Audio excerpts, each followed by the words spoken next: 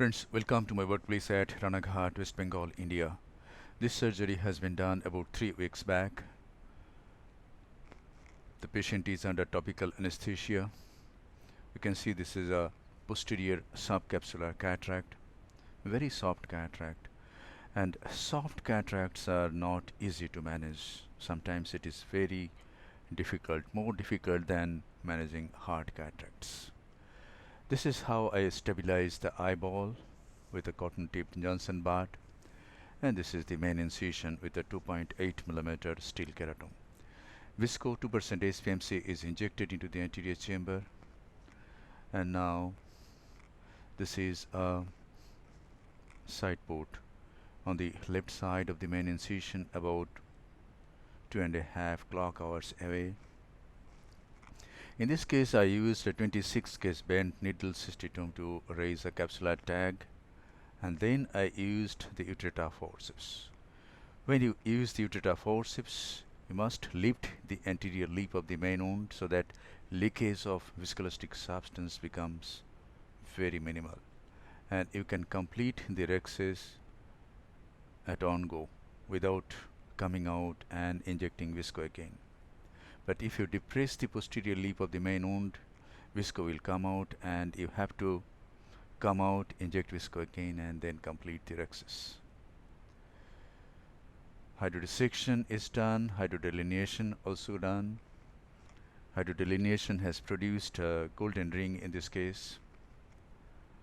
And now the nucleus is mobilized a little bit, not completely. And now the tip of the phaco needle is introduced into the anterior chamber. Some superficial cortical lens matter is removed. And now let us see the nucleus management at slow motion at 50% of the normal speed.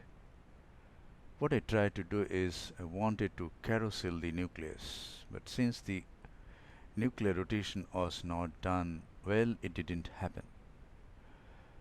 I didn't come out, I just did mechanical chop. Supported the nucleus with the tip of the phaco needle and used the chopper to slice the lens mass in front.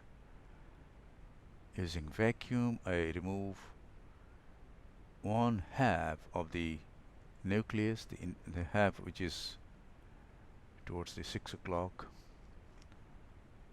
And now I turn the handpiece, face the other heminucleus, and try to hold it. With the help of the chopper, I just made it stand and removed it. And now the rest of the lens matter, there's the thick sheet of epinucleus. We must hold only the anterior part of this epinucleus. We must hold just under the anterior capsular rim and not at any case we will not go behind. And in this case the epinucleus came out very easily. Antechamber is very stable. And this is the last part of the epinucleus. So the nucleus and epinucleus is managed. Let us go back to normal speed. Visco is injected. This is 2% SPMC. And now a 23 gauge Simcoe is used to remove the cortex. This is once we inject some visco, we can go through the main incision. The antechamber remains formed for some time because the visco comes out gradually, and then we go through the side port and remove rest of the cortex. The side port is little larger than 1.5 mm. It is about 1.6 or 1.7 mm to introduce the Simcoe. Nowadays I have started hybrid technique of Dr. Topical, This is a beautiful technique. We can remove the cortex by uh, 1 millimeter side port. You can see some visco is there sticking. We can see some cortex is there sticking to the posterior capsule. We wanted to remove that through the main wound, injecting some visco. And what is happening at this time is visco is coming out gradually, and I get some time to remove the cortex. And now is the time to implant an intraocular lens. This is what we call hydroimplantation. The antechamber is kept formed by irrigation through the side port, and the lens is placed in the capsular bag. The lens has gone already in the capsular bag. Dialing is being done by the irrigating probe itself. Now, since the IOL has been implanted under irrigation, there is very minimal amount of visco. Some oxy has been injected, and this is closure of the side port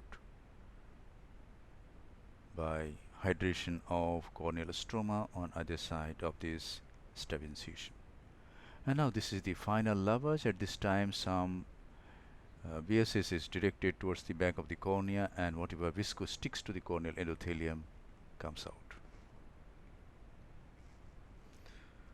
So in this case, I wanted to show you the nucleus management in slow motion. Hope you have been able to follow the nucleus management part. This is the trickiest part in such cases.